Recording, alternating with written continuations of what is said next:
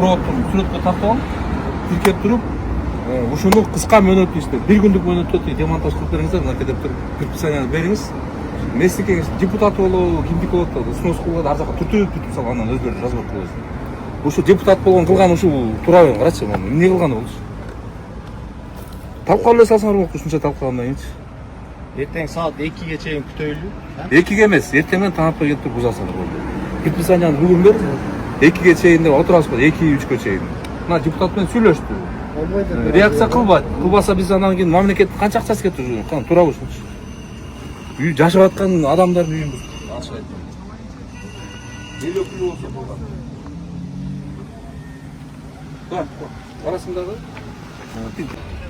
Базымдарды кайсы алап коюп атса жер. Эмнеге алып коюпсуз? Анан эмне көчөгө чыгып атасың? Мына турбай мына келди. Ооба, автобус болчу иштеп. Аэропорт кимде ушул эмеге жол жерде эмне кылып атасың? Проект боюнча кандай эле? Проект боюнча шу жерде ошону казып кафени ачатканда каякта эле сет? Ana? Emне маселе болот? Эмне тазалап атасыңар? Hem тазалаймыз. Endi men o'tinlarni ma'dan chiqardik, ma'dan o'tinlarni. Канча күн таза? 2 күн жетеби? 2-3 kun tozalaymiz.